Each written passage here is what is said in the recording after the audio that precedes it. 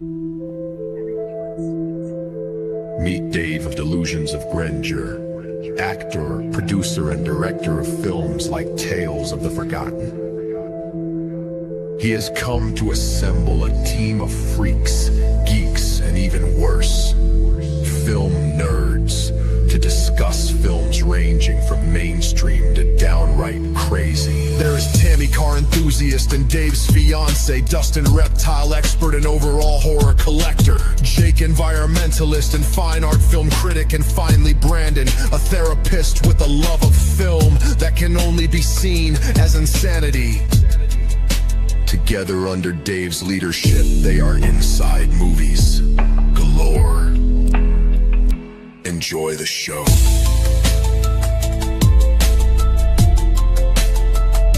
Enjoy the show.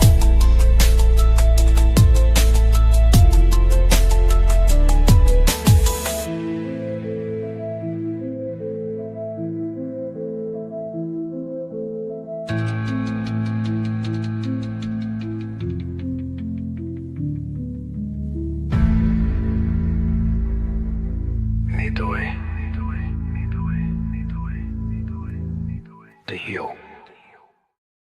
It's proven to help you have more frequent and complete bowel movement. Alrighty. Thank you for that nice intro. That was. I know we introduced it to you guys last week, and second week with it. So hopefully you guys enjoy it. But welcome back to Inside Movies Galore, where we are going to be discussing the second film in this franchise, but I figured I'd give it over to my fiance tomorrow, or Tammy, so that she can tell us a little bit about it, since she chose this entire franchise to begin with. So, what movie are we discussing tonight? Shrek 2. Correct. And before I go into directors and actors or what other things, I'm gonna tell you what IMDb says about the film and go into some of the finer details. But Shrek and Fiona travel to the kingdom of far, far away, where Fiona's parents are king and queen, to celebrate their marriage. When they arrive, they find they are not as welcome as they thought they would be. But we do have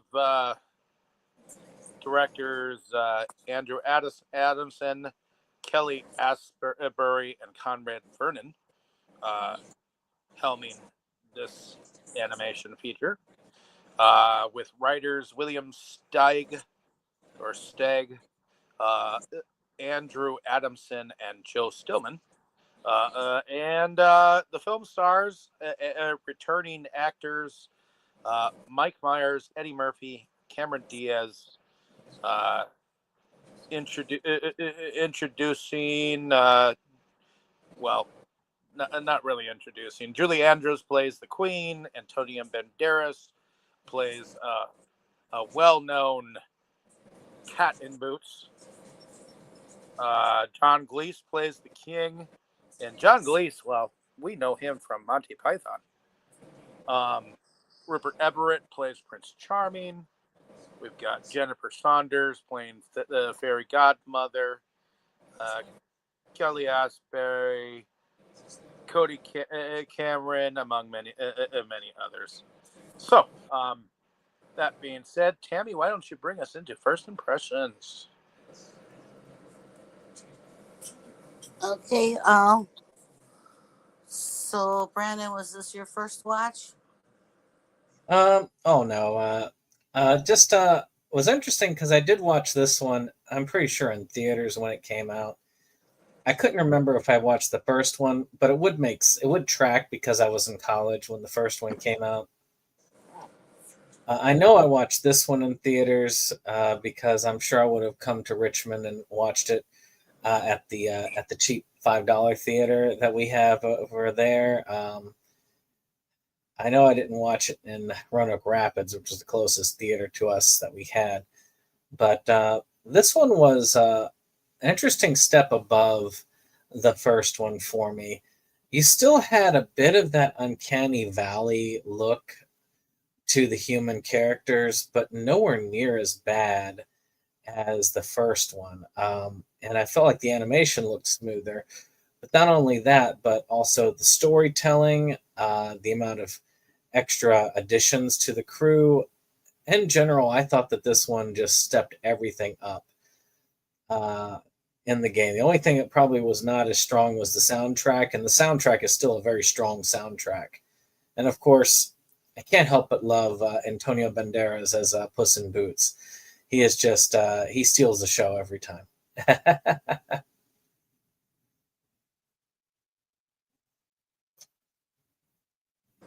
Okay. What about you, Dave? Well, I know I didn't see Shrek 2 in the theater. I'm not even sure if I saw any of these in the theater. Um, just when they showed up on DVD, I think when it finally got to the fourth one and they put it all together in like one set, I ended up picking up them all up eventually on my own. But because I wasn't on last week, I guess I'll go into a bit of the first one and go into my impression of the second one though. Just to give y'all, I like Shrek.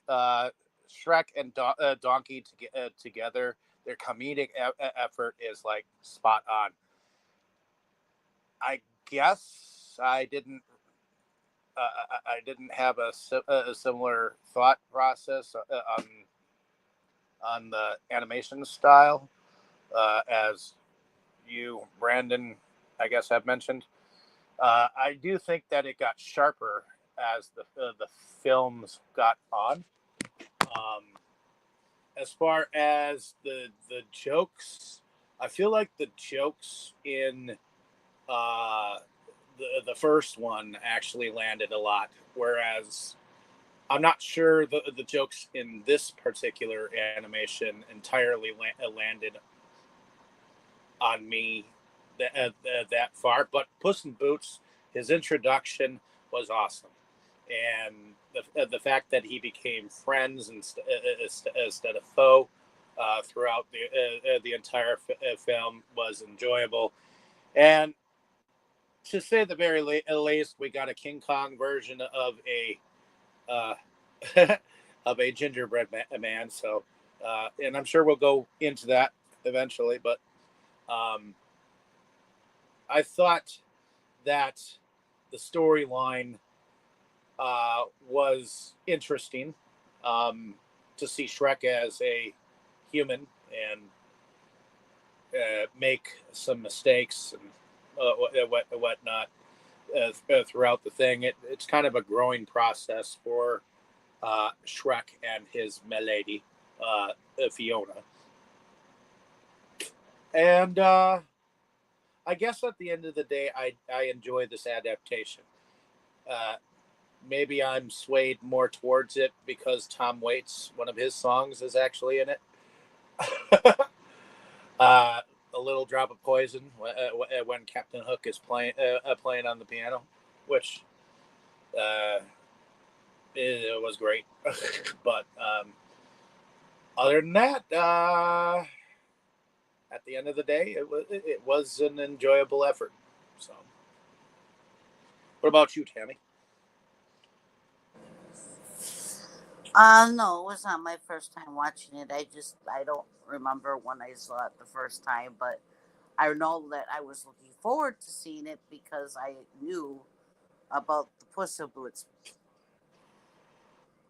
um, character gonna be in this one, and that that Puss was played by Antonio Banderas. So I was actually looking forward to seeing the second one because of that. Um, but yes, I really enjoyed it. I like the additional characters, not just Puss and Boots that was put in, but you know, because it brought about a whole different story and everything. So it was just it was.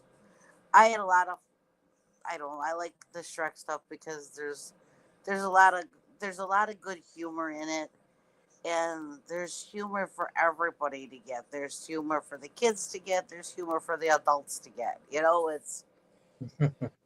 I think um it's something that it doesn't matter if you're 10 years old or if you're 50 years old. You could have fun watching the movie. Well, and I feel like this is DreamWorks' answer to Beauty and the Beast, kind of, sort of, without having the stories mix in between, because Shrek is kind of a beast of sorts, and Fiona is kind of a beauty. So that being said, there are similar beats that I do think happen in Shrek that are similar. Not that they're the same, but similar to a Beauty and the Beast kind of story. If you get my drift, Yeah, I mean, the theme of "Don't judge a book by its cover" is always present in Shrek media. Though I do feel like, I mean, there's other things that they're done here. I mean, that first scene, that first area was basically it was the thing that Shrek seems to do best, which is spoofing, uh, popular media, and of course, they did a lot of recreations of popular love scenes with Shrek and Fiona after on their honeymoon in the gingerbread house. yeah. I, I noticed a couple of those, and I knew them at the time when I saw them, but I kind of forgot about them before we came on. But So did I. I just know that it happened. There. This is what we need Jacob for. He'd be able to list off every single one.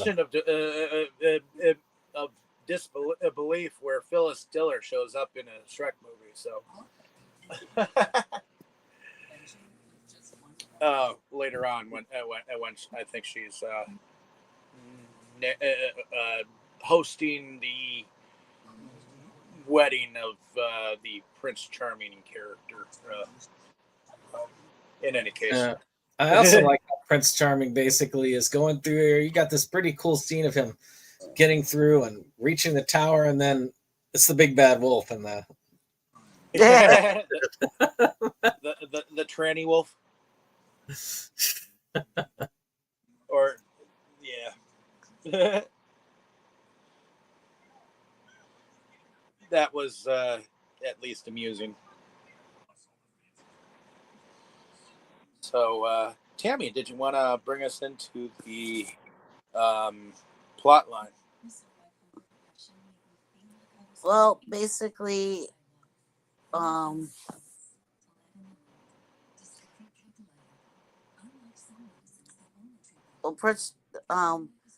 Prince Charming's mother, which is the fairy godmother, feels he was cheated because he was supposed to have been the one that found Fiona. Well, that was a planned thing by the parents as well, in order to destroy the curse. And then right now, Fiona's parents, well, or actually her father, more or less, not so much her mom, but her father, does not like that she married Shrek, and at the moment is ready and willing to do anything to get rid of Shrek. So, but anyway, our lovely couple Fiona and Shrek are not aware of all this, so they get an invitation to go to far, far away.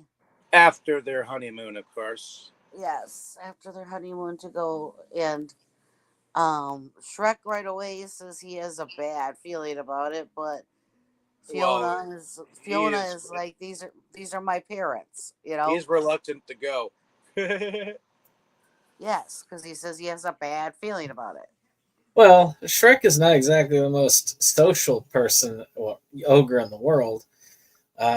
He still prefers just to stay in his swamp for the rest of his life. True. So, having him go into a place where he knows he's going to be despised right away. Pragmatically, it's there. And of course, Fiona's like, well, they'll love you just like me. Well, and they just got back from their honeymoon, and they just had told Donkey that they wanted some alone time, and then suddenly, the invitation. Well, Donkey's having issues with his dragon significant other. Which I think doesn't show up what's wrong in this particular tale of Shrek. Oh, she does, but it's in one of the scene. It's in the mid-credit scene. It's one of the stingers. Yeah. Oh yeah. We didn't roll past the credits, so I guess I totally forgot about the credit scene. I knew from last time. I learned my lesson when I didn't do it last time, and Jacob and Dustin were talking about it, and I'm like, oh, okay, sure.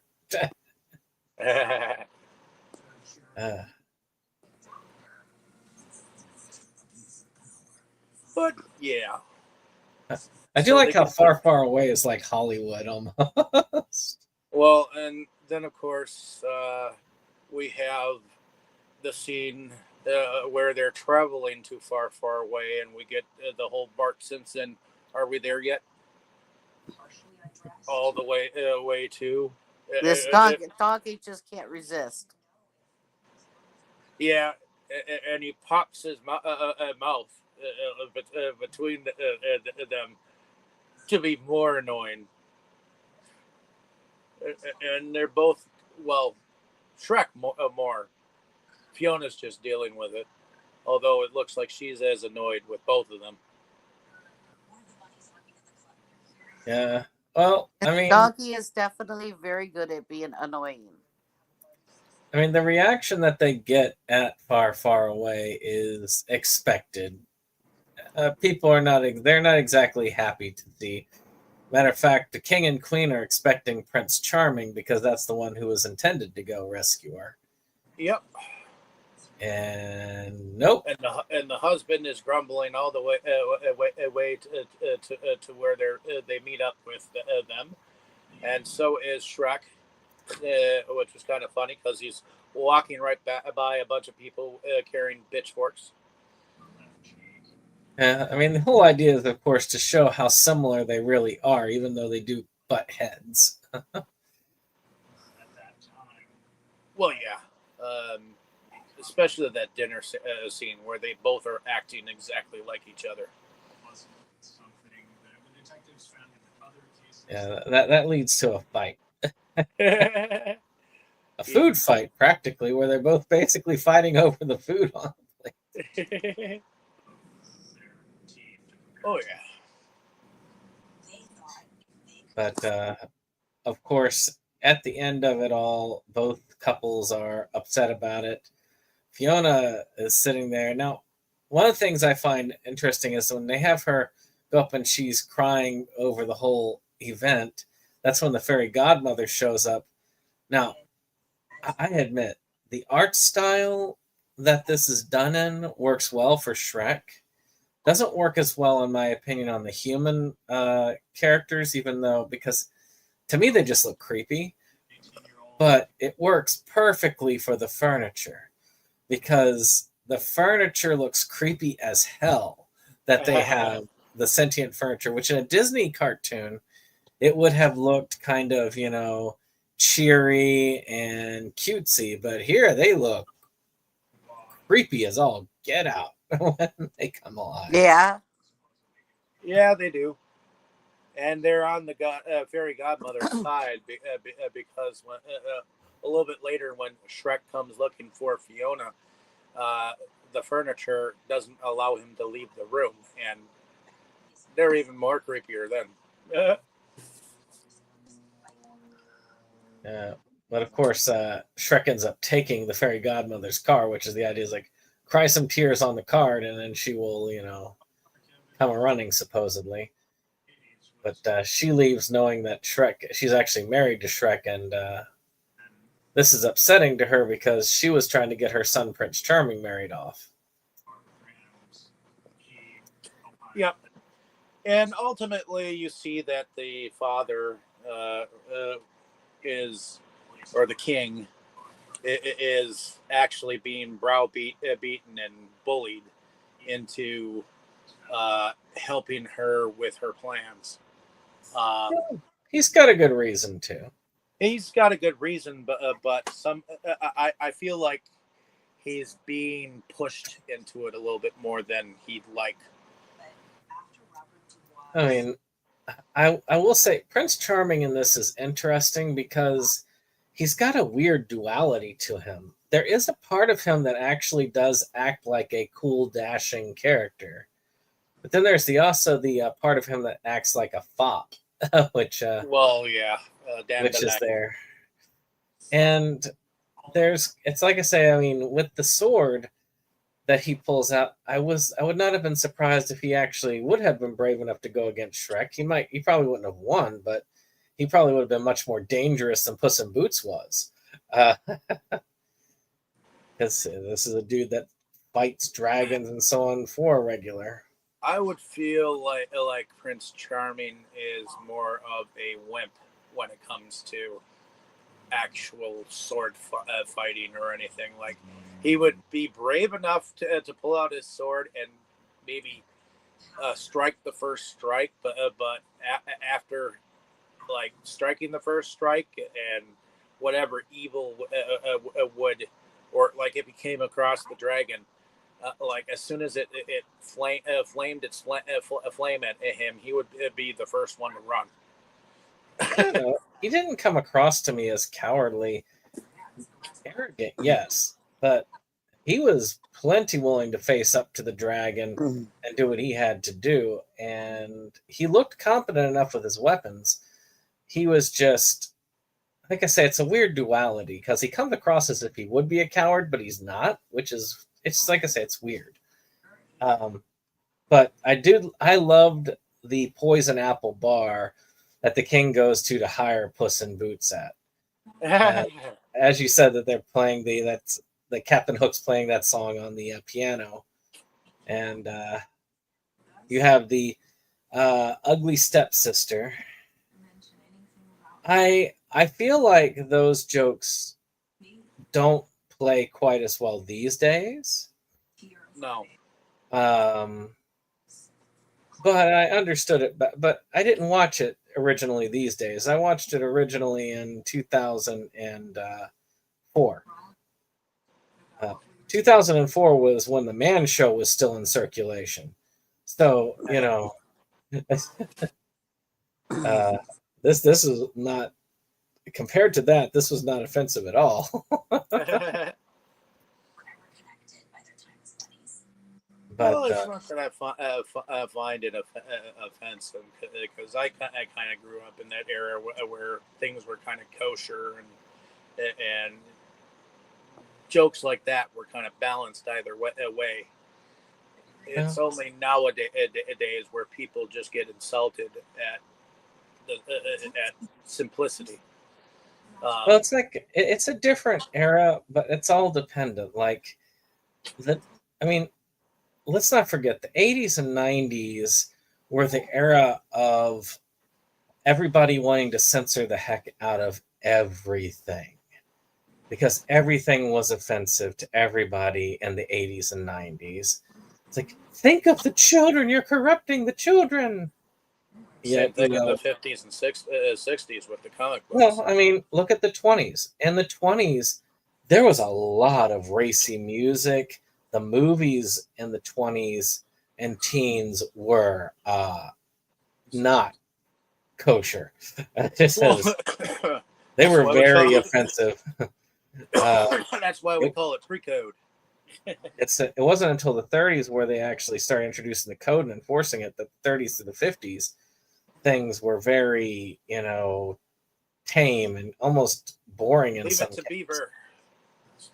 But like I say, you go through cycles. I mean, the aughts were the reaction to all of the censorship of the 80s and 90s. They said, "Oh, okay, you want offensive? We'll try to make things as offensive as humanly possible." And that's how you got South Park, Drawn Together. A lot of those shows were just raunchy and nasty. Tripping the Rift. And but that was what the aughts were. And and then when you go all the way to that side, of course the pendulum goes all the way to the other side. And I have a feeling that in the future, depending on what they decide to do, we'll have another era of everything is overly offensive again. Probably in the next 5 to 10 years. Depends on what they do with the FCC. It's hard to say.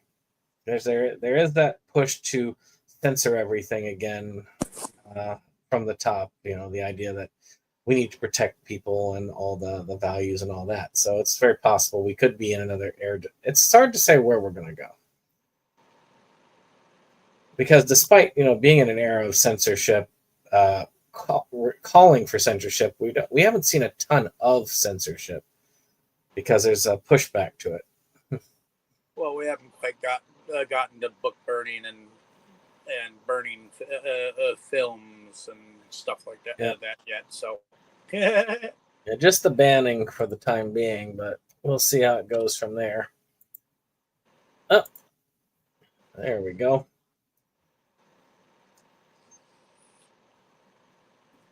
And we have Dustin with us. Hello. Sorry we were a little delayed today. Hey, you beat Jake to us.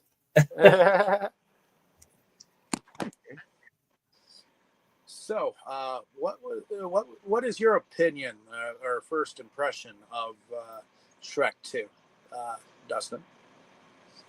So I had kind of a weird history with the Shrek series, like as I touched on last week. I actually had only ever seen the very first one pretty much right when it came out, and then missed every single sequel, spin-off, all of it until I was attempting to watch one movie per day at the start of the year. And I think the Shrek series was the first, if not like among the first ones I went through, because they were such a blind spot. So because I would see like memes and references to Shrek 2 all the time, like they are everywhere. You cannot avoid them. And so I finally just sat down and watched Shrek 2 on either January or February, and it was pretty great. It basically lived up to everything people had said about it. And on top of that, there were suddenly a lot of random things where I was suddenly like, oh, that was a reference to Shrek 2. So overall, pretty positive perceptions of it. Okay. And very happy with sitting down to watch it. And I didn't even mind watching it again today. So, did you remember any of the references they made at that scene at the beginning? We were trying to rack our brain because we knew that they were referencing a bunch of love scenes with Fiona and Shrek, but neither me nor Dave can remember any of them. Well, there was the One Ring as the engagement, as the wedding ring. Oh yeah. Oh yeah. The Lord of the Rings reference. Revealed by flame part. Okay. I know that there were a couple more besides that. I do remember that I recognized a few. without actively watching the scene, I'm actually kind of having a hard time remembering exactly which ones they did. Here too. So I think that it's a problem with the scene now because that's 3 of us so far, maybe 4 if it's Tammy. Oh, what? Here's somebody that will probably remember all of them. And Well, to be fair, they are very. It's very quick. Like that whole montage is kind of quick.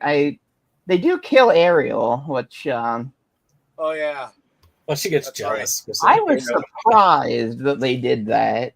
They're like, oh yeah, she's gonna toss her back, and then just the sharks just like jump on her, and it's like, oh well, I'm happy they cut away. God damn. Well, oh, did you have anything else for your first impression, Dustin?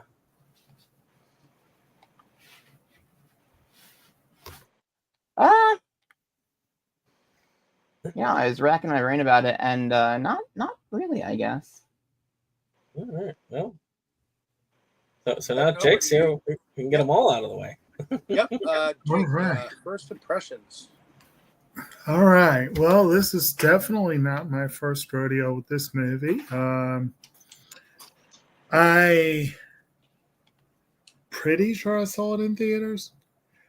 Can't swear to that, but I'm pretty sure. I do know I saw it very soon after it came out. And this was always probably my favorite one in the franchise.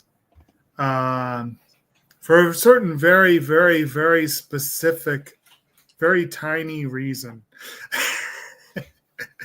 Because this is the movie that introduces the best character in the franchise. But there are several introduced, but definitely Puss is awesome. And then the franchise died until he got his own standalone films. Sort of, yeah. I mean, that is kind of what happened. So this one, I don't know how many times I've seen it. It's a good movie. It's been a while.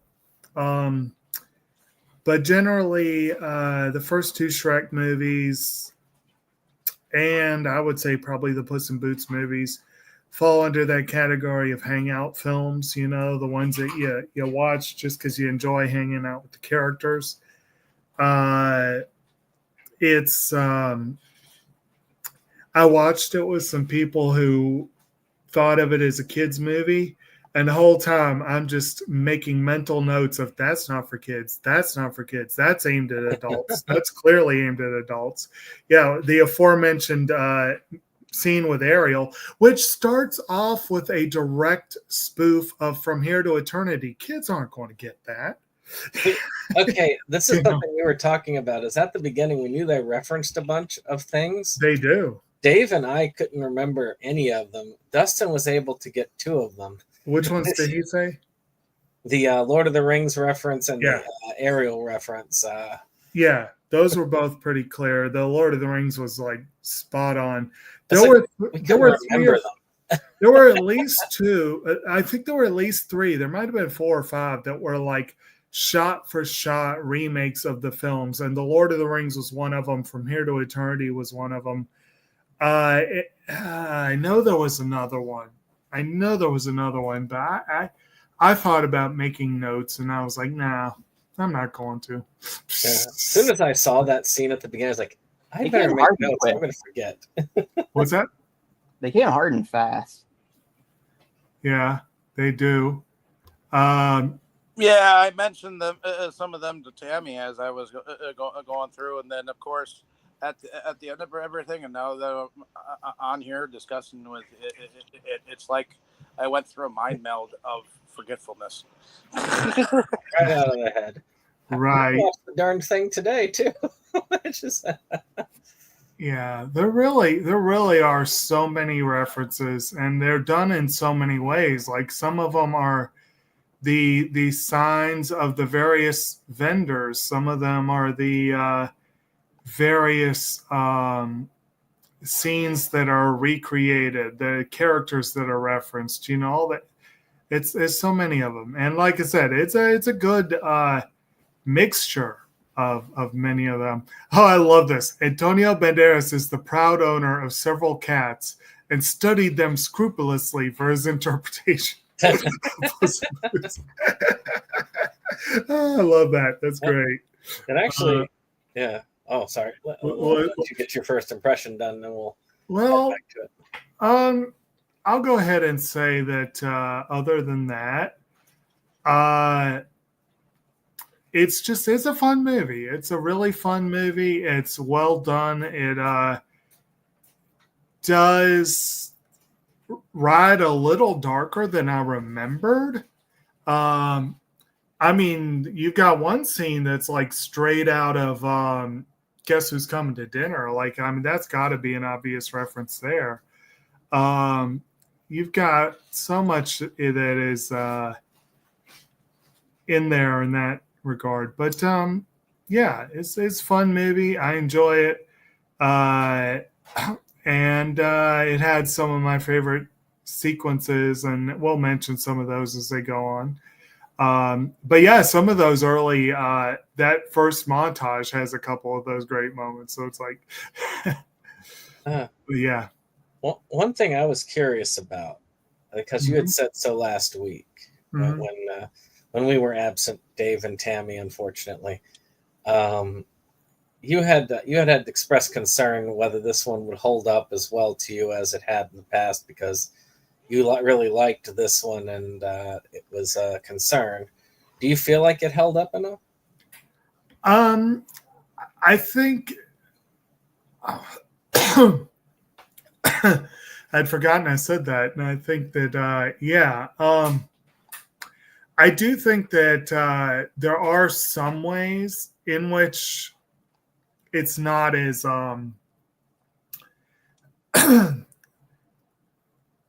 in some ways it hasn't held up, in some ways it has, and it's definitely still an excellent film. I don't think I enjoyed it as purely as I did the first few times I saw it, but I definitely still enjoyed it. Well, okay, Dave, back to y'all. I guess we were at the part where they'd just gotten through hiring Puss in Boots. We got that far in, huh? Yep. That is Tammy, a great scene. did you want to bring us around? To me? Yeah. Tammy. Go ahead. So yeah, they just hired him, which is, it's so funny when they're doing when they're doing the hiring, because you don't even see Puss yet. You just see his eyes and everything, and he's made to be so feared, at this point. And so yes, they set the king sets this up, and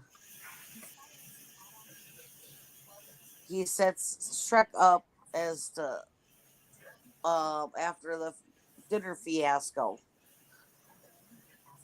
He wants to make amends, so he said the perfect way is he's setting Shrek up that they're gonna go hunting, so the Shrek is set up for Puss in Boots. Right. One important theme that I saw about this area was, of course, first off, I really wish I could go back to when I didn't know that it was Puss in Boots there, because that joke is hilarious, where you've got that like really sinister looking shadowy character, and it turns out to be a cat in boots. Right. But the scene with Fiona and Shrek, when they have their argument, and Shrek is like, I'm an ogre. I don't want to change. I don't need to change. We're going home. And where she says, well, I changed for you. I want you to think about that. And that, to me, is very powerful in relation to the movie itself and the plot, and what they're talking about couples trying to meet each other halfway. Right. And even towards Shrek saying yes, because prior to that argument, he would not have said yes to the king, offering to go hunting. Father son bonding time. Now, granted, he did warn her that it was not going to go well, that they would not be welcoming and accepting. And he was right on that. The king is not welcoming. Well, no, of course. He's used to that. She's not used to it. He's used to everybody hating him for what he is, and she's not. Right. Well, and also, we do eventually find out why the king, other than the usual reasons, he does have reasons for he would have been upset with anyone she brought home. But we don't know those yet. But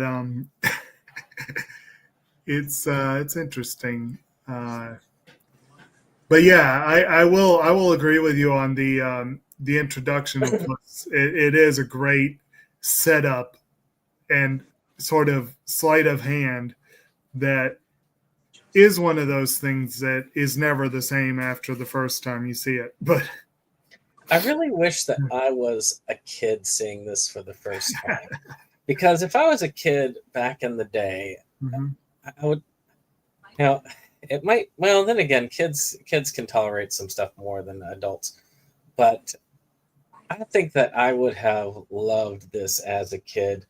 And there is a joy to watching one of these films as a kid and watching it again as an adult. And we've had some films from our childhoods that we've been able to do that for and see a lot of the jokes that we didn't get as a child, but are still able to understand that, that position as a child seeing it. I mean, for me, The Goonies is a good example.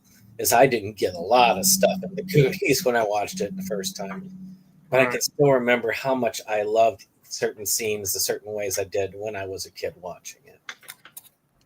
Yeah. But yeah, the hunting trip did not turn out as Shrek and Donkey had thought it would. No. We get they get out there. They are clearly lost. Clearly lost. And he's really upset that he's blown it until they are beset by a pint-sized foe who says, "Fear me if you dare." Which I always thought was hilarious for some reason. But it's a very what kind of thing. Right. Like, it does not make sense. And most of the other films or most other areas, Puss in Boots is usually a badass when it comes to combat. But not in this fight. Matter of fact, he's almost pathetic in this fight. Right. Almost. So he comes in with that pretty quick. Like, I don't even remember the fight. Well, yeah. His intro, it's like the intro is the whole fight. Like he's is like, "I am Puss in Boots," and he does the pee on the tree. It's like it's obvious that this was. According to IMDb, they originally wanted to go with an English character, and they were worried it would be too similar to the other English characters they already had. I guess they were thinking like a Robin Hood spinoff. But having Antonio Banderas basically play a pint-sized version of his role as Zorro, I just thought was a hilarious bit of casting, and I've always loved that. They could have had William Shatner play Puss in Boots again, like the other animated adaptation. That was such a bad movie. Please, that was such a bad animation. Yeah. It was. Wait, which Puss in Boots? That was Click Art. What was actually a Puss in Boots that came out around the time that either this or the Puss in Boots movie came out. I think it's called The True Story of Puss in Boots or something. Yeah. It's William Shatner was and there. it's just really, really bad. Yeah. I read that one for me with Puss in Boots. When I was like a little kid, I had this VHS tape of what was clearly like some weird anime version of Puss in Boots. I have no idea who the hell put it out, but I remember really liking that.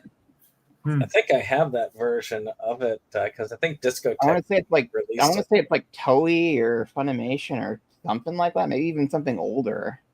Could be. Because I've got that one and the sequel to it that are anime Puss in Boots. He had like a really big head. It was interesting. Mhm. Not as creepy Well, or odd as the anime. I know Christopher Walken was Check Puss in Boots in the canon musical. So Christopher I Walken. keep Wait. hearing his voice Wait, in a musical? in Boots. Now I could definitely hear him in the role, but he cannot sing. He's a great actor, not a great singer. This wasn't. I don't think he really sang in it. Okay, well that's probably a good thing. It was having a hairball that lost Puss in the fight, basically. Right. Oh, hairball. But then he makes a big show about being bested in combat, and Shrek spared his life. So now I owe you a blood debt. Did anybody else think he was going to come back and like trick him and then stab him or something after doing that? I don't know what my first thought was. I thought that the fight was going to continue after he had the hairball. Yeah. It was over very quick.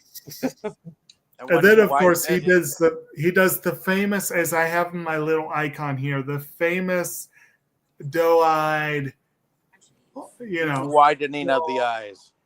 Even Shrek was helpless before it. Yeah.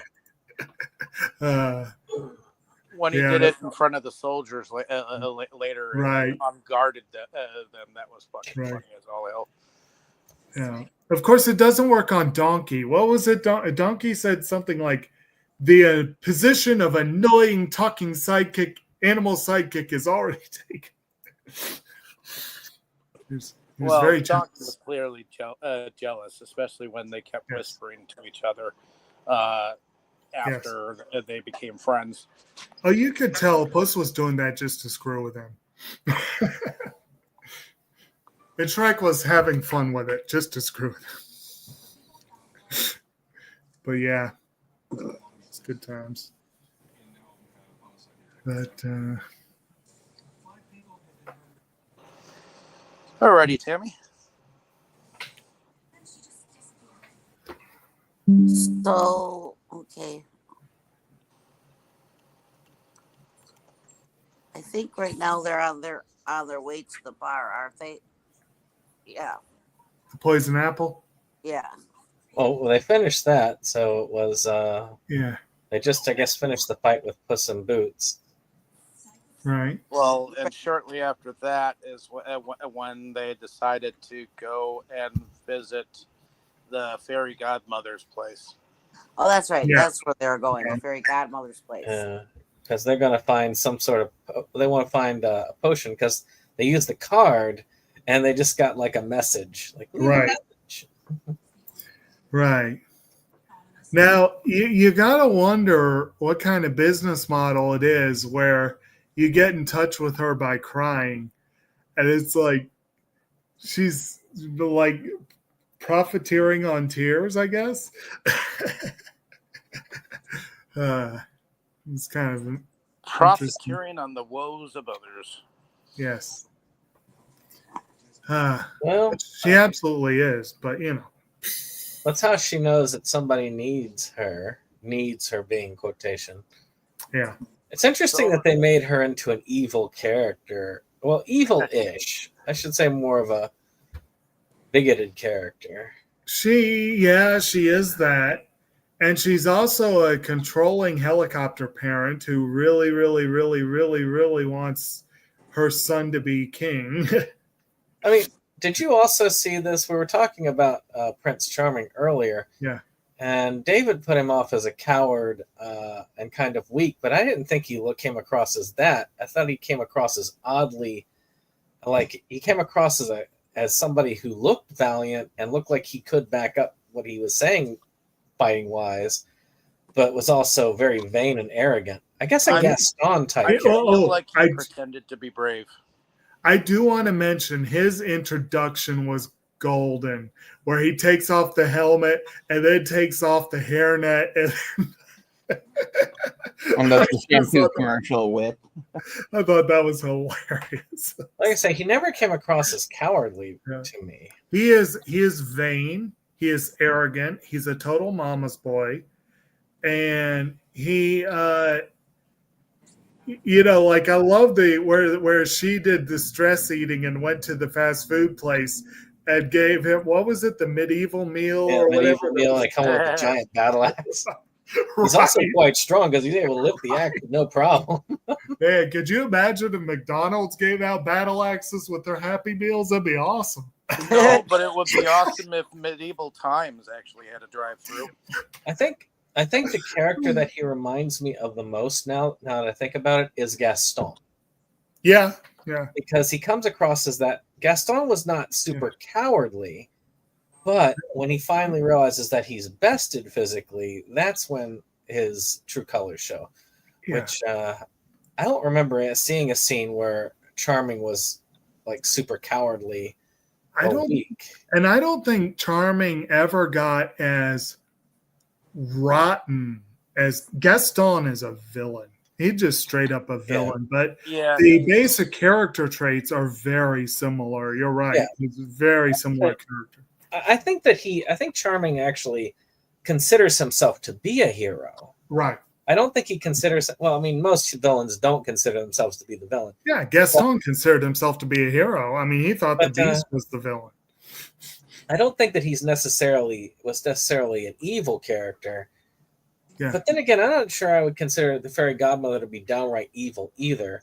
I just consider them. I don't know. I struggle to find much good in her. Well, bigoted would be this thing. I guess it's that same person as like that person who volunteers at your local church and all that. Tends the meetings for the social groups. Bear in mind, as we just said, she profiteers off the pain of others and does so by running a sweatshop. It's pretty clear she's running a sweatshop.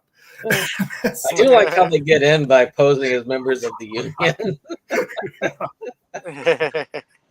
I guess basically the kingdom's version of OSHA, something like that. Yeah. It was interesting. That was a fun moment. Yeah. But I mean, I'll admit, she does downright like cause it. Like when they break into her office, and of course she refuses to help them, she's throwing down book after book. Look, you see an ogre in this story? Do you see one in this story? Basically making him feel smaller and smaller. Right. Until he decides, okay, well, I'm going to steal a potion that's going to make it so that I can be that, get that happily ever after.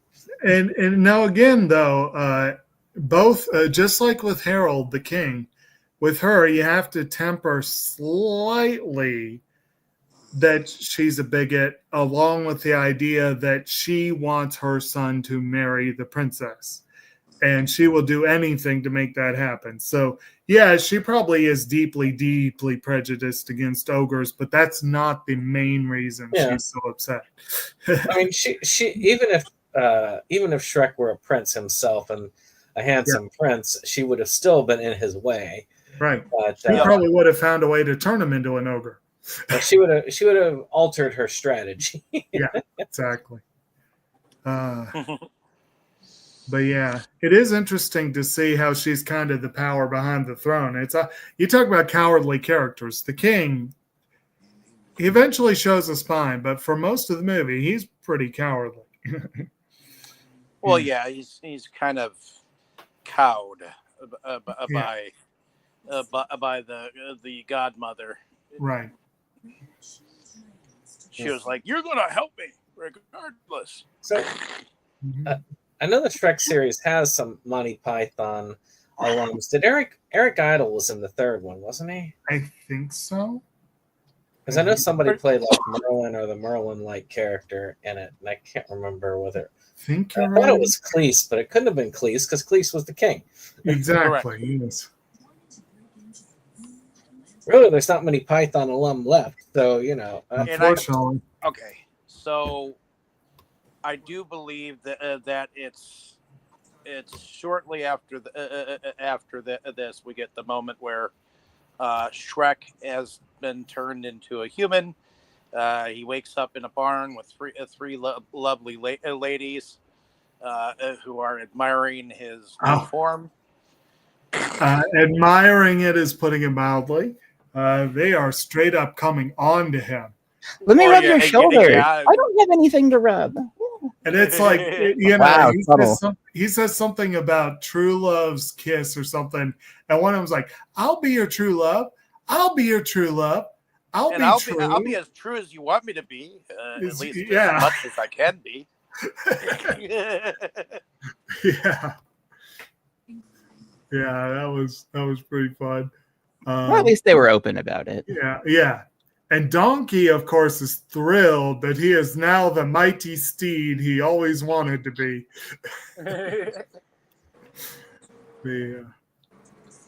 Yeah, he's quite the stallion. Yeah. But he races to the Kingdom of Far, Far Away to get to Fiona. Unfortunately, they pass each other in the passing. And, they overheard. I don't know if anyone. I don't think y'all said this. They overheard the plot to give Fiona a potion that will basically force her to go with Charming. Yeah, love potion there. Yeah, but she was making when they were about to bust in on her. I like how the lust came and looked like a Clorox bottle. Okay. I just saw the they're showing a clip here on the net on the IMDb, and one of the scenes that was directly spoofed in that opening montage was the Spider-Man scene where he's hanging upside down, he has mud on his face, and she wiped it off and kissed him. Yeah, but actually, and that's one that a lot of people won't necessarily get now because that movie is fairly old now. It's not as old as well. Obviously it's older in this movie, but only by a year or two. Yeah, but I'm saying if people were to watch Shrek 2 now, like I'd say maybe somebody who's 12 or something like that, they won't get that reference as much. They don't get that reference. They need to watch that movie. I mean, a 12-year-old though back in that year would have definitely gotten that reference because most likely they would have seen that movie. Oh yeah. So although that is the I like returning to that Spider-Man trilogy because it was actually pretty good. I mean, it's a good trilogy. I'm not going to say it isn't, but well, at least two of the movies. But either case, what was it? So yeah, they drank the potion. They don't see that there's an effect, but then they all fall asleep and then wake up changed, including Donkey, who was the test animal because he wanted to be there for his. He's like, I'm the best friend. I'll take because Puss in Boots had offered to do it. And, yes, he offered to be the poison taster, and Donkey leapt in there, and then of course Puss grouses about that. He's like, oh, you don't need to, yeah. And then of course also swoons over because she's affected by Shrek taking it and turns back into her human form. I also saw the clip here just now of the first encounter with Puss and the Shrek and Donkey, where they had the alien spoof as well, where Puss was the chest burster basically. Yeah. Oh my God, this was horrifying. I'm guessing this is the musical. I'm just seeing another image there. Oh, the musical was actually pretty darn good. Right. But anyway. In any case. We are okay. So we're up to the point where Shrek has run from the fairy godmother to race to the kingdom of far and away, and Right. he calls out to Fiona, and Fiona hears him, but they kind of just miss each other because, Right. well, Shrek is in his human form, and she Yeah. probably would recognize him right offhand. Right. And then we get the one of the moments that I always loved, where she walks out and she sees Donkey, but doesn't know because he's a horse, a mighty steed, and he's like, Fiona, it's me, Donkey.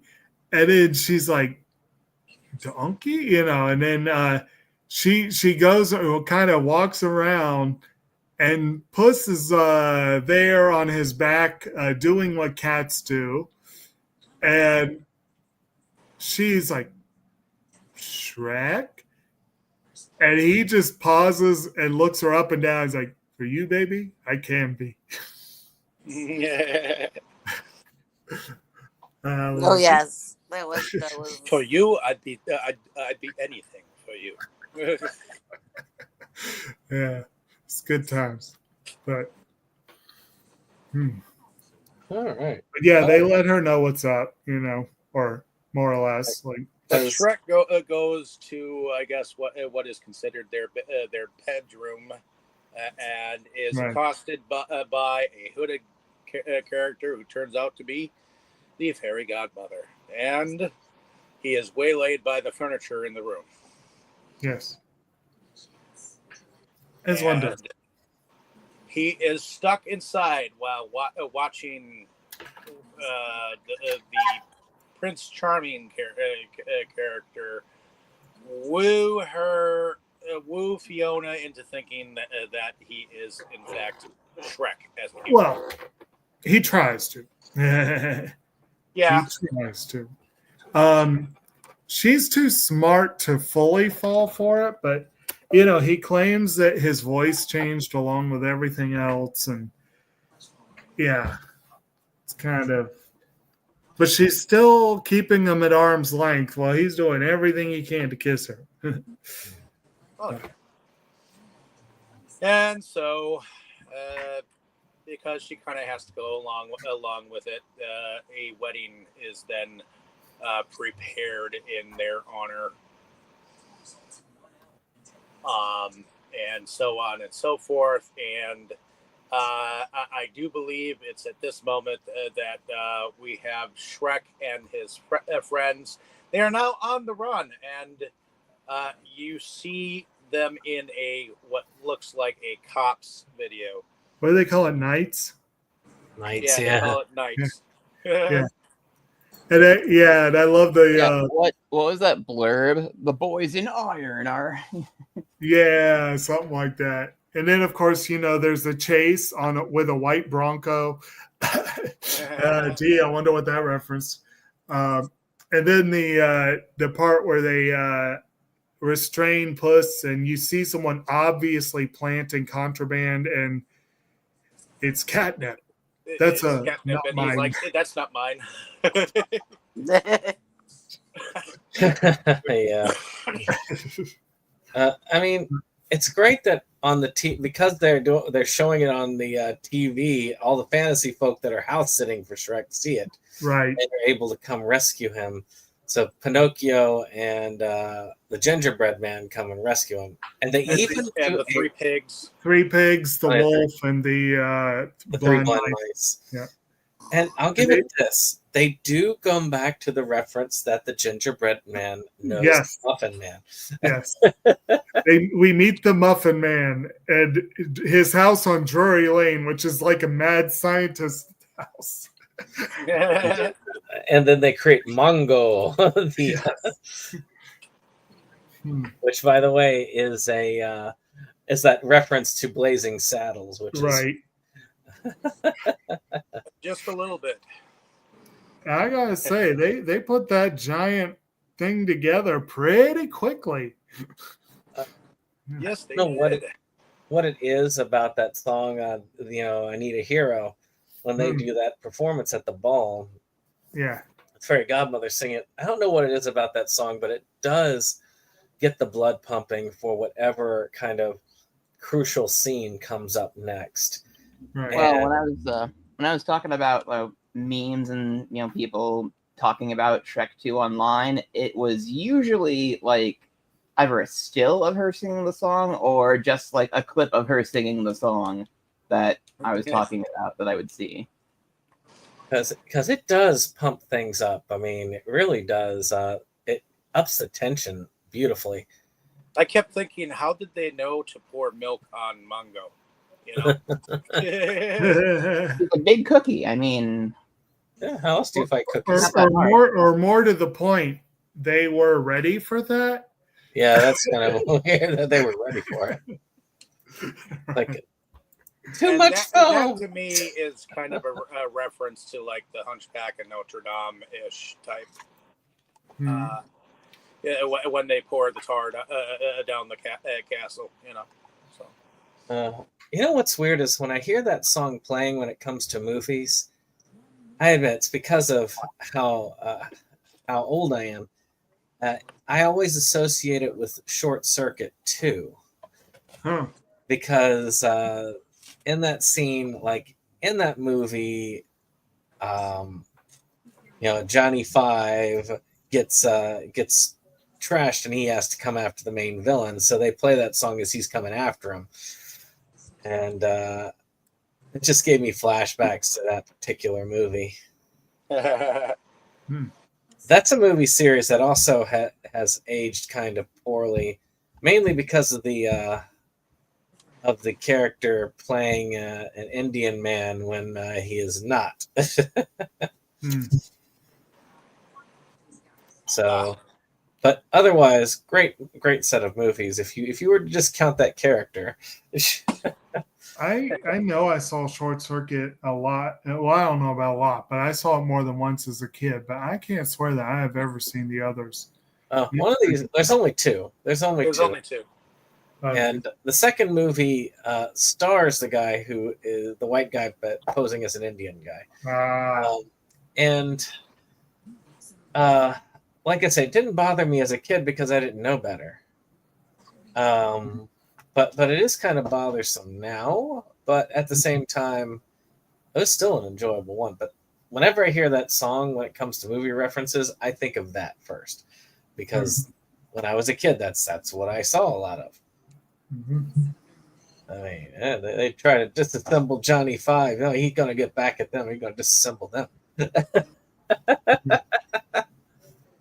Well, in any case, Mongo tries to storm the castle, and unfortunately, the milk kind of gets to him, and he kind of falls backwards into the moat. But it's enough to get Shrek and some of his, at least Shrek, into the door. It's enough to get Shrek and Donkey through the door and Puss in Boots, and they're able to get in there. And I do like it that, of course, the king is supposed to slip Fiona a love potion. Right. And you see that he switches the cups last minute. Which, so when Prince Charming does lay a kiss on her, he ends up, he thinks, okay, well, the love potion is active, and then she ends up, I think, slapping him in the face or something. I can't remember what she does. Something like that. Yeah, she shows him that, no, it's not. Oh, let's see here. We got a comment. Great show, guys. Shrek 2 is good, but I like Shrek 1 the best of the series. Thank you for watching Movie Buff 1. We always appreciate people watching our show. Definitely. It is, they both are fun movies. They both have amazing soundtracks. Shrek 2 edges it out a little bit for me, but I can understand for people liking Shrek.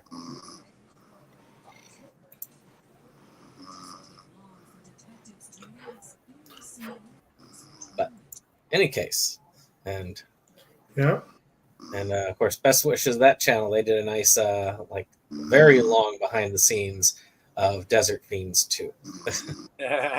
So if you are interested in that movie, you should check that out. It's probably the most in-depth behind the scenes you're going to get.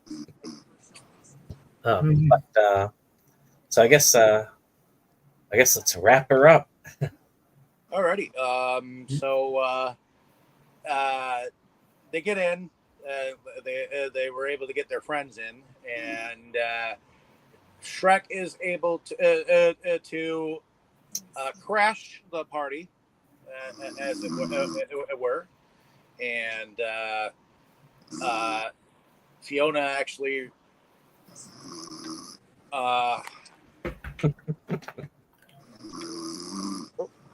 What in the hell is that? Hold on. Okay. All right. So Wow. I have no idea. In any case, problem solved. Moving on. Yes. So they crashed the party. Yep. Yep. And I find that's interesting because there's a huge fight, and the fairy godmother is about to take Shrek out when the king himself throws himself in between, and his armor reflects the bolt back onto her, and she just disappears into bubbles. Which, Right. yeah, He takes the shot too. yeah, Yeah. but he loses that enchantment. Mhm. Oh, and another from what movie? Man, what movie buff one?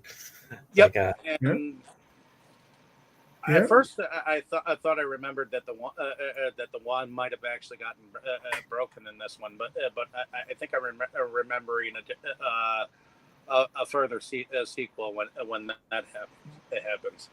But ultimately, there is a wand struggle of power, and the king ends up jumping in front of Shrek and Fiona, deflecting the power, ultimately turning himself back into a frog. And During the struggle, we do get a moment where Pinocchio gets zapped. He's like, I'm a real boy. And then we have a scene of him dancing the jig, as happy as can be, and he gets zapped again, and he turns back and he's like, oh. and this one has some What's very so kind of biting humor. Well, they always have biting humor. Let's see here. And I look forward to Tales of the Forgotten Act 2. Well, movie's done. Mm-hmm. there for a moment. And, well, I guess then they decide to wait out the clock and let the potion wear off before they end up kissing each other. And, Right. happily ever after. Yeah. Poor donkey gets changed back into a donkey, though, from a valiant steed. Yeah. But and then, of course, they ended, like always, on a musical number. Right. And for those that didn't see the stinger, you find out why Donkey's significant other was gone and moody, is because she was having children. So Yeah. and you got to see all the little baby donkey dragon things, which I don't even want to think about how that was done. Me neither. That the less. But they're so cute, though. Look at our babies. I mean, that line really sticks out to me. They are cute in a horrifying sort of way. As long as you're not thinking about the act that actually produced them. Yeah. It's crazy. Well, and of course, at the end, I Puss in think- Boots ends up saying, "Hey, isn't this a fiesta?" And then they do a version of the "Livin' La Vida Loca" Yeah. by Ricky Martin. Yeah. It's very good. Anything else on the plot? No. I think we've covered a lot of it. Yeah. Unless anyone else has anything else to add. I mean, I think I probably said this last week, or maybe I said it to someone this week. I don't know. But the Shrek movies, they do function, or at least the first two, they do function as legit fairy tales on their own. But so they have that sort of simplicity of plot. There's really not a huge amount of plot that's needed, but there's a lot of little twists and turns that they have, to make it more fun and enjoyable. So it's, I really liked how they did the first two movies. Mhm. They do shine very well. I can't say that for the third or fourth, but I'll be reminding myself on those. I don't remember them well enough. I don't either. I know Humpty Dumpty shows up in one of them, but Yeah. I remember my mind blanks on a lot of it. I remember the fourth being better than the third, but I none of seem them to being as good remember- as the first or second. Yeah, I seem to remember that.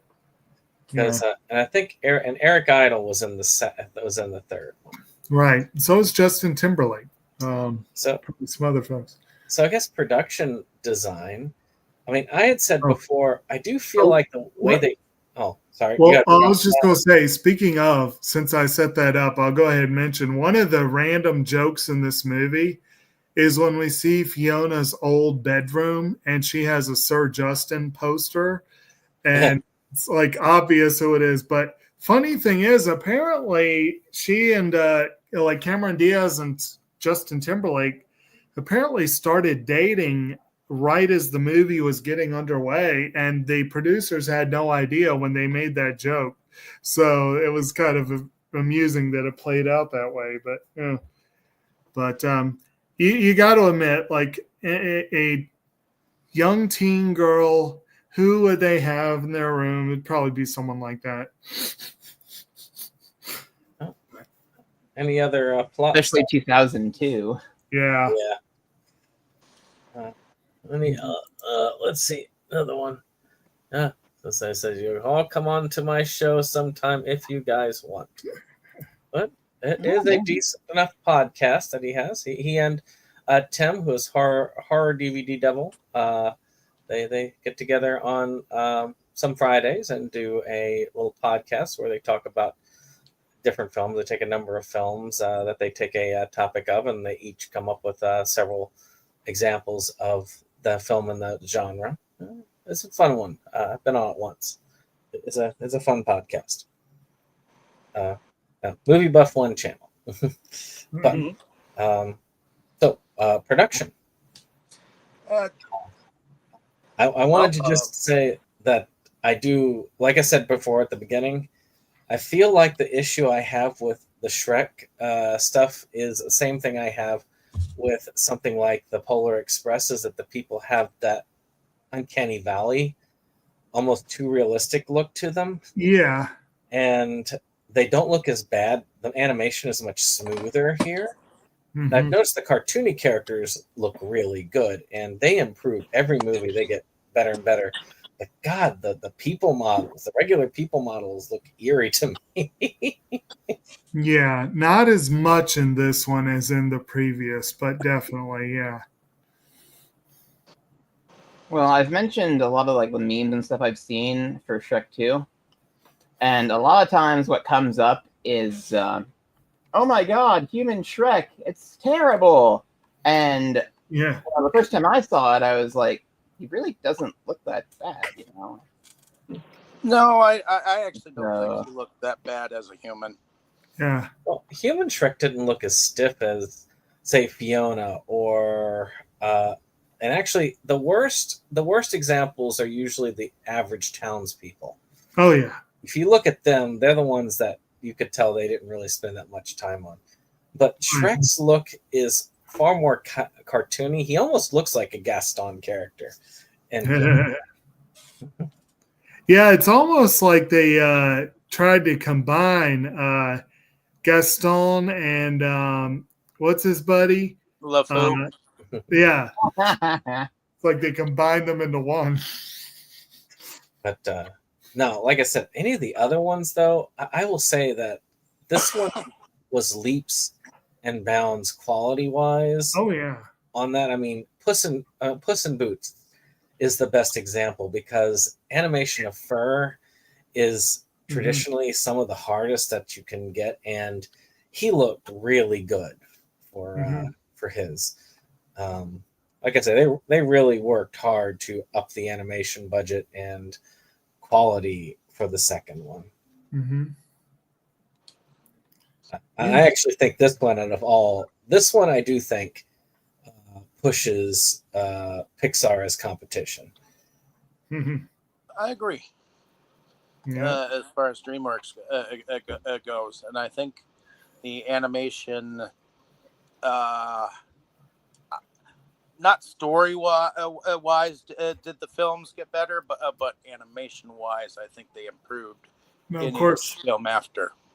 this one came out the same year that Pixar was putting out The Incredibles, which is not Pixar's strongest film visually, but it's still a pretty darn good one. Oh yeah, But yeah, that one I had. didn't get to see those. But I think The Incredibles was one of, if not the first Pixar film to center on human characters. So they had some of the same issues with, their character designs. I think they managed. They solved the issue by making their human designs look more cartoonish, a a little little bit. bit more exaggerated. Whereas in the Shrek series, they try to make their humans look very realistic and very proportional. What are you talking about? Edna Mode looks exactly like your average fashion designer. But and I think that was the way that I think that's how. I really feel like that's how they avoided the uncanny valley. Right? Yeah. And I think that once when they had character models that they really spent time on, Yeah. like Prince Charming is a good example of one, or even the fairy godmother, they did not project that same stiffness as a lot of like the villagers or some of the others did. Yeah. There's definitely an improvement, in my opinion. I definitely approve of the production overall on this one. There was definitely improvement on some things that weren't in the first. So, Tammy, what did you think about the production overall?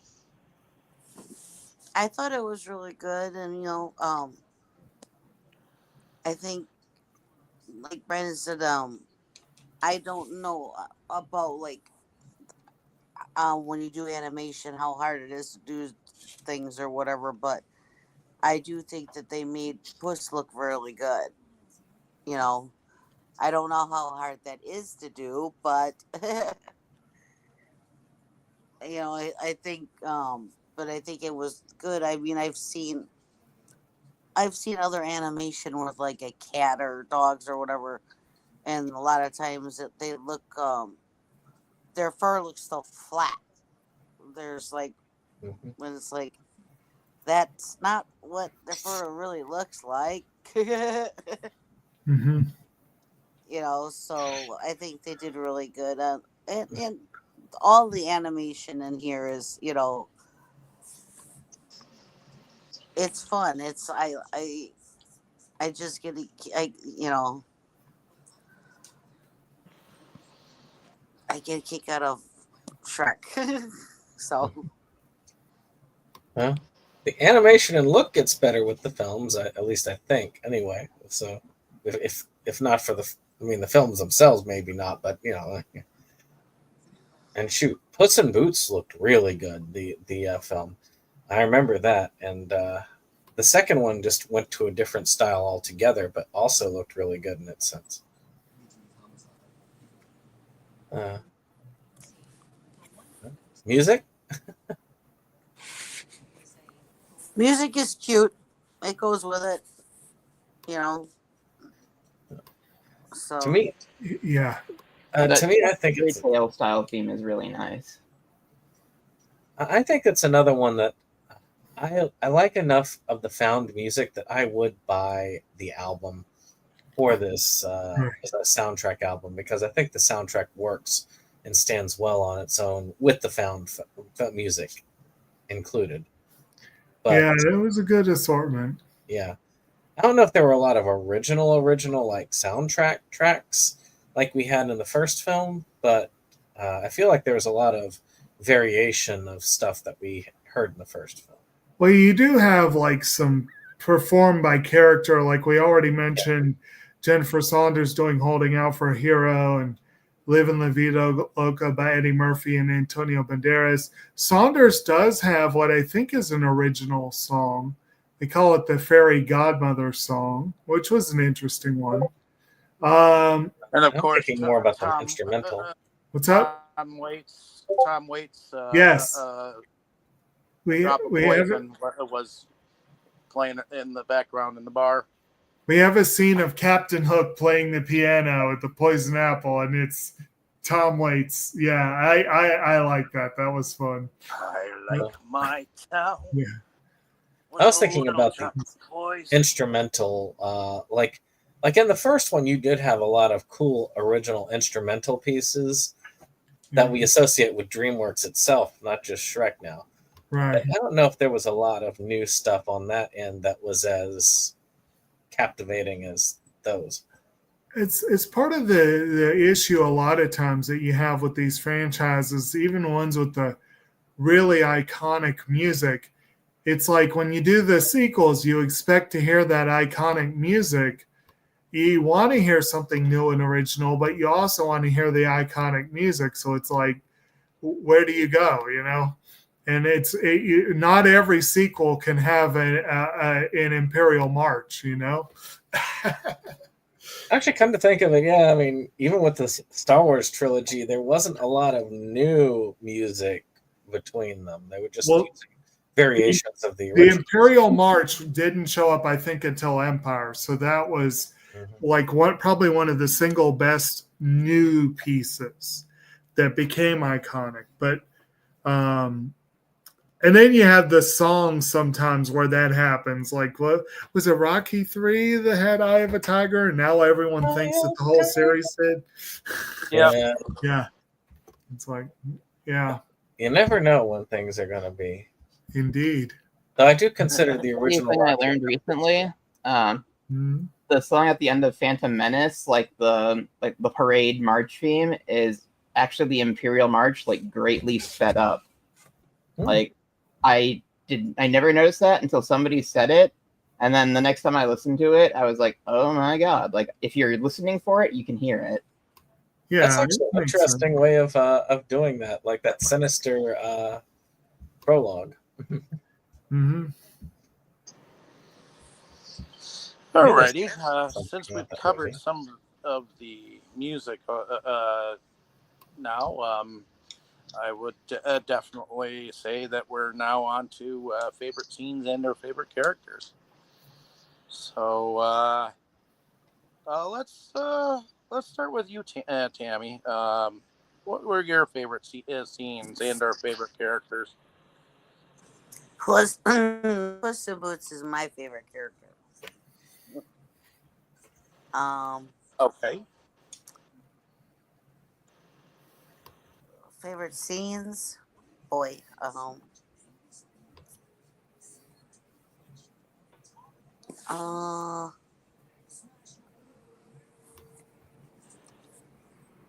well, I do like when we first actually see Puss and he's going after Shrek, you know, that short little fight scene, you know, and then after he gets rid of the hairball and they go on their way, you know, those eyes, you know,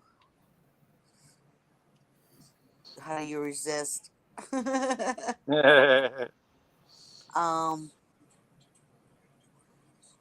And I get a kick out of Donkey being a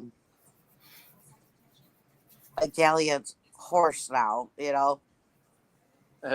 He seems to be having, you know, so much fun like that, you know. You know, yeah.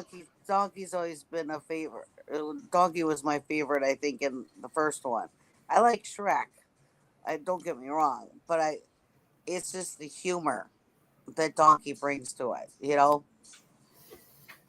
I get a Oh, kick yeah. out of. You like I'm like in this one on the way to Far Far Away. Are we there yet? Are we Kicks there like a yet? mule. Are we there yet?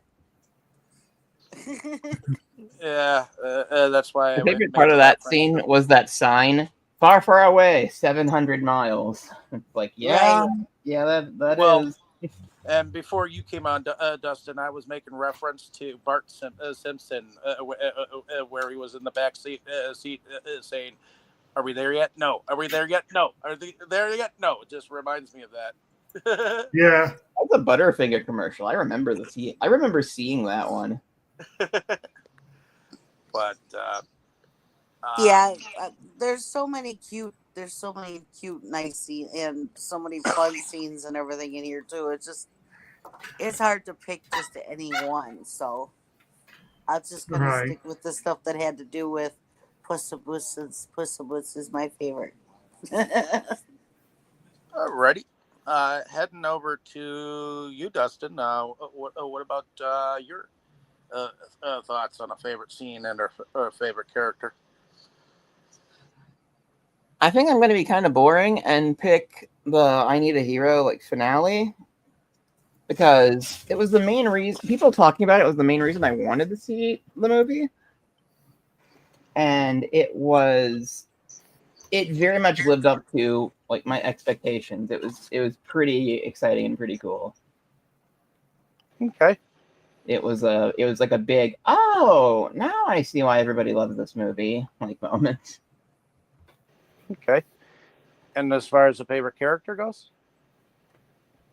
I actually kind of liked the king, because it's like he had his own motivations, like, being the frog who, wanted to be the prince, or, well, I guess eventually king in this. But I like that he seemed like a bad guy, but he actually wasn't. Like, when it came down to it, like, he made the right decisions, and it wasn't just like a selfishness kind of thing.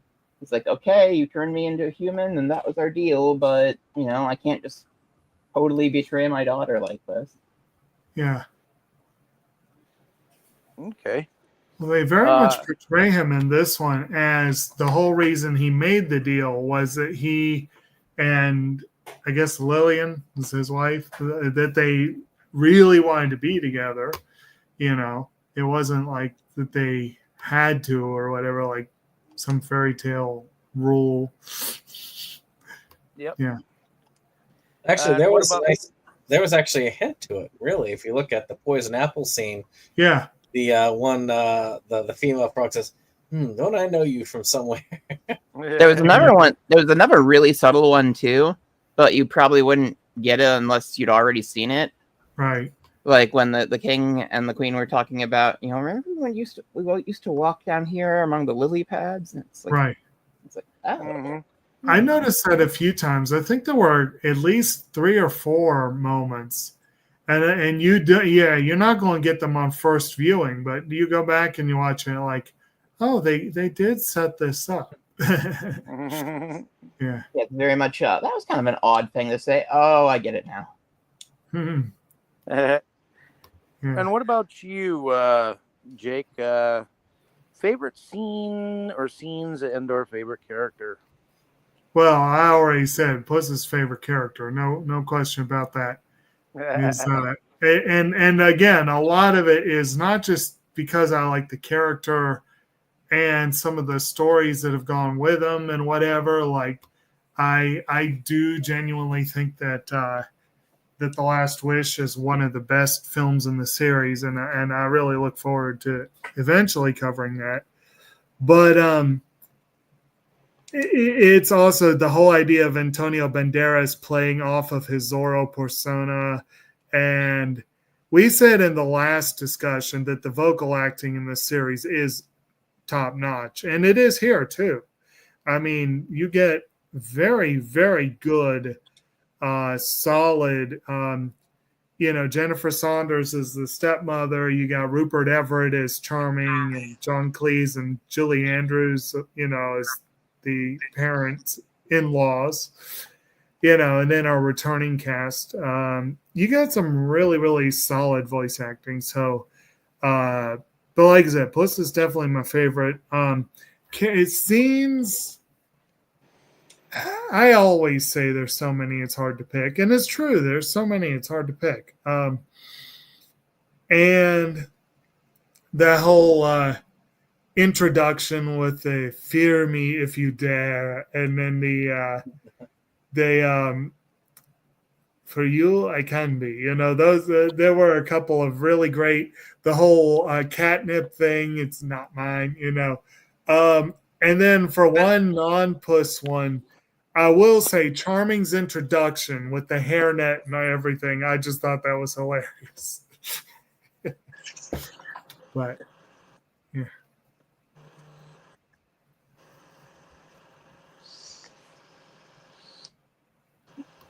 Okay. Mm-hmm.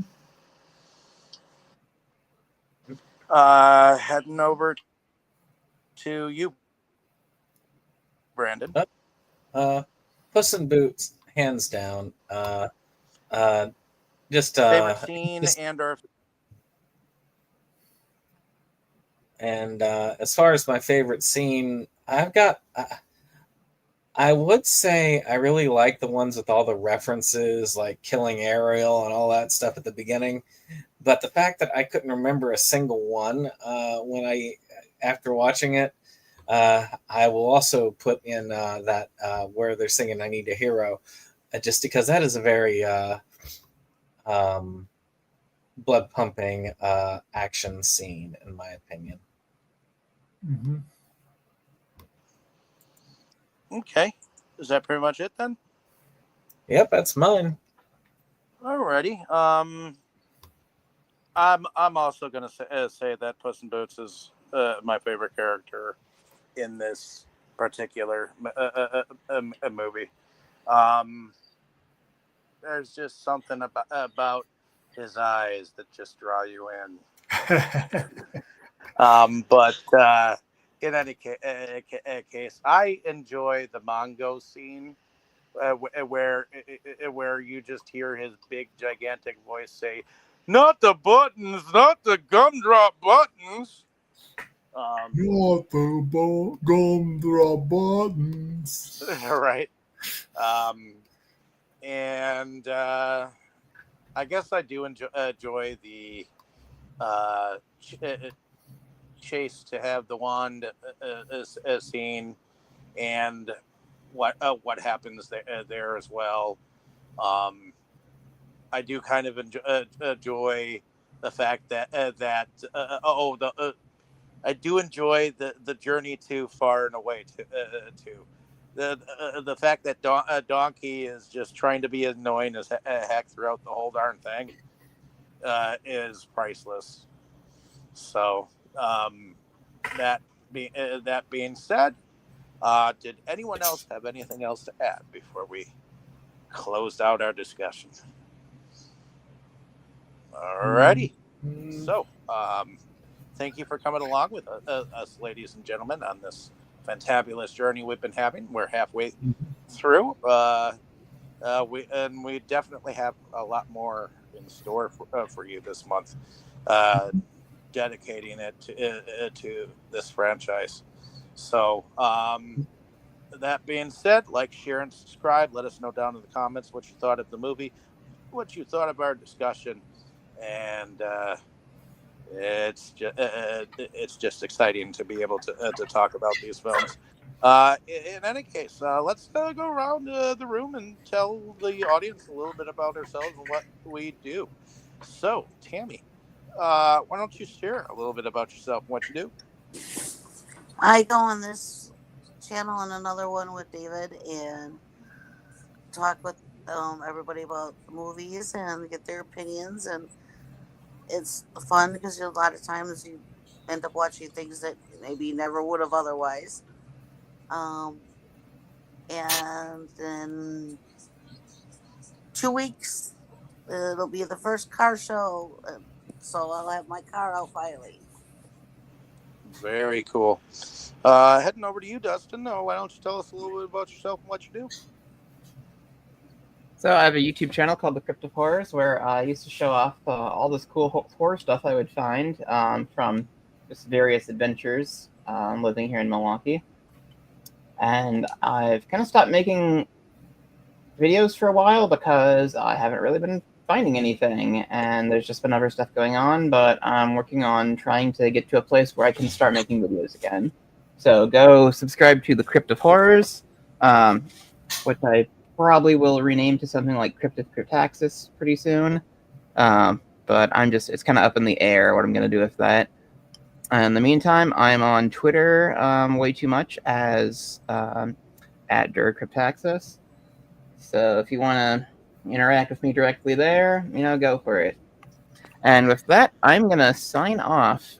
So like, share, subscribe, because I got to get to bed. So, All right, bye, guys. cool. Well, thanks for coming.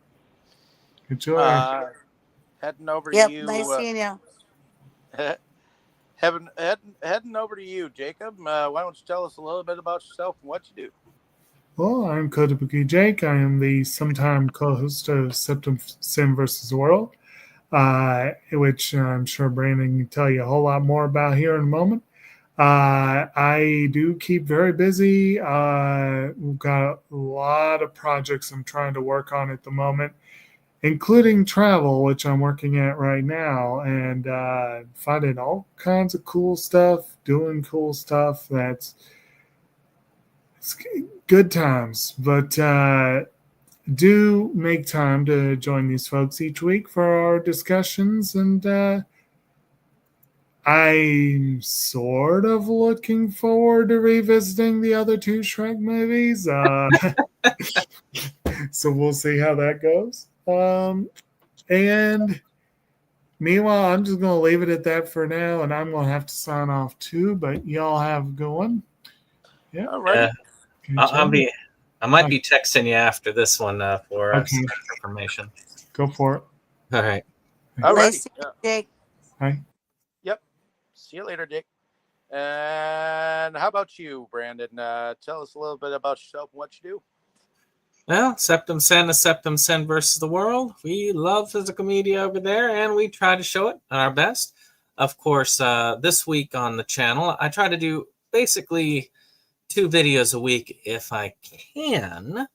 I've been actually on a roll doing a pickup video on Wednesdays and doing a review on Thursdays. And I've actually got a pickup video this Wednesday where I'm going to be talking about the board game Mixtape Massacre because they are, unfortunately, the high cost of printing kind of went up by 100 and some percent and down to 30%. You never know when it's going to go up and down again. So they're closing shop. So I'm showing off some of that because it is a really cool board game. So you get to see that on the channel Wednesday. And then Thursday, I'll be covering the Legend Hunter Filmz kind of mob revenge thriller, This Way to Hell. Hard to believe it's it'll be my 349th review on that one. As I count back all the way to the days of when I was a blogger channel.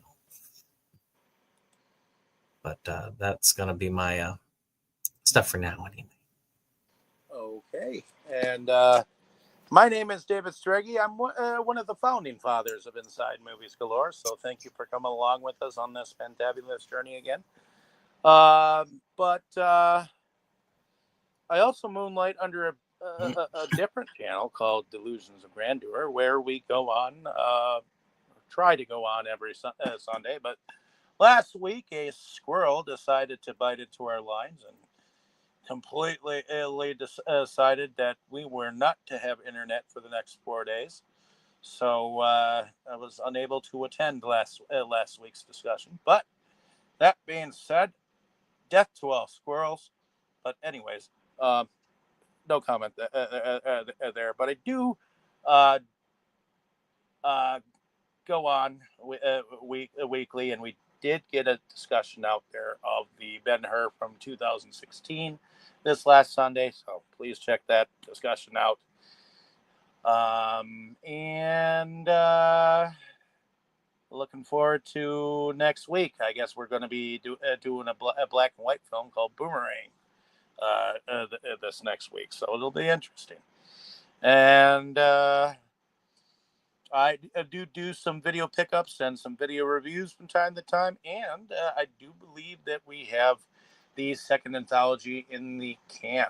So now we're just planning on putting it to disc, seeing what all kinds of extras we can put inside and whatnot, and get a release out there, so that those of you can enjoy it. So, in any case, like, share, and subscribe, and we'll see you all back here next week. Hopefully, we'll have more listeners listening to our fun discussions. But I'm not putting a gun to your head at all to listen at all. We just love to entertain. In any case, like, share, and subscribe, and everyone say good night. Good night, and thanks to Kyle for Good night. We always like comments on the show. Yep. Next week was Shrek 3. Yeah. Inside movies galore, just makes you just want more. We've had all in the world of media to explore. Horror, anime, or Curious George. Our love of new things was our reward. It is the best night of our week. Frankly, my dear, I don't give a damn.